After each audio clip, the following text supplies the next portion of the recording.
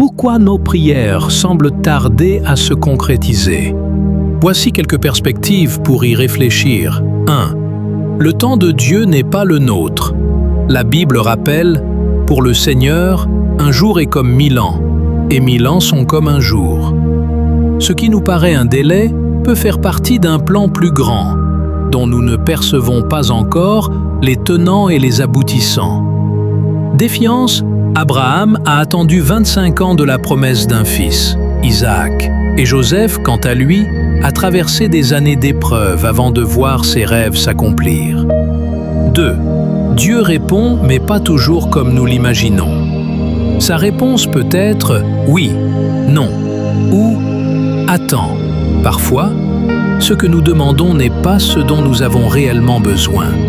Par exemple, Paul a prié pour que son écharde dans la chair soit retirée, mais Dieu lui a répondu « Ma grâce te suffit ». 3. Les épreuves préparent le terrain. L'attente peut être un temps de maturation spirituelle, de renforcement de la foi ou de correction de nos priorités. Le peuple d'Israël a erré 40 ans dans le désert avant d'entrer en terre promise. Un temps nécessaire pour se purifier et apprendre à dépendre de Dieu. 4. Notre rôle dans l'accomplissement. Certaines prières exigent une action de notre part. Dieu agit souvent à travers nos efforts. 5. Le combat spirituel invisible évoque des luttes célestes qui peuvent retarder les réponses. La persévérance dans la prière est alors cruciale. Luc 18, versets 1-8. 6. Un bien plus grand en préparation.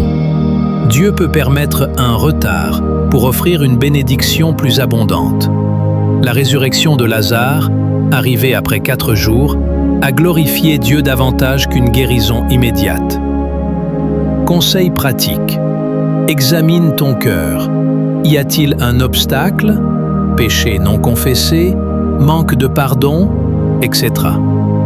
Persévère. Jésus encourage à prier sans cesse.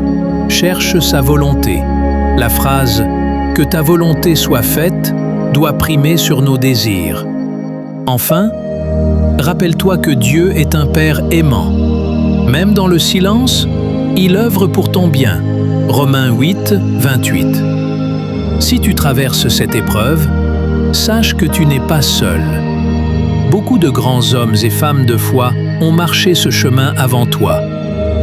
Confie-toi en l'Éternel de tout ton cœur et ne t'appuie pas sur ton intelligence.